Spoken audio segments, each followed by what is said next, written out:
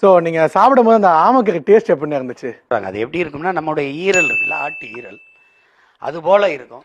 செய்கிற விதத்தில் தான் சுவையாக இருக்கும். ரெசிபி சொல்லுங்க, செய்முறை. அதே நீ இந்த கறியை முதல்ல என்ன பண்ணணும், அந்த ஓடை எடுத்துட்டு நம்ம கறியை வெட்டுற மாதிரி வெட்டிக்கணும். கொஞ்சம் எண்ணெய் விட்டு மிளகாயை நல்லா, வெங்காயத்தை நல்லா வதக்கணும். வதக்கிட்டு அப்புறம் மிளகாய், காஞ்ச மிளகாய் தான் போடணும். போட்டு நல்லா வதக்கிட்டு இப்போ இந்த கறியை கொட்டி அது கொதித்து வரும். அப்போ நீ கொஞ்சோண்டு உப்பு, அது சீரகம் இருக்குல்ல, அதை நசுக்கி போட்டின்னா முழுக்க மூலிகை மாதிரி இருக்கும். அதுக்கப்புறம் ஒன்றும் பெரிய இதெல்லாம் இல்லை. ஒரு தடவை சாப்பிட்டு பார்த்துட்டு சொல்லு. ஒருத்தர் நம்ம இறங்கினோன்னா ஒரு தீவில் அதை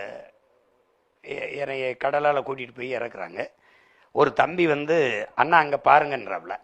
ஒருத்தர் ஒரு பரிசலில் போகிறாப்புல. நல்லா கவனிங்க வர அப்படின்னு ஆமாம் ஓட திருப்பி போட்டு ஒரு ஆள் உட்காந்து அப்படி துடுப்பை போட்டு போயிட்டுருக்காப்புல. அப்போ எவ்வளோ பெரிய ஓடு இருக்குன்னு பாருங்கள். ஒவ்வொன்றும்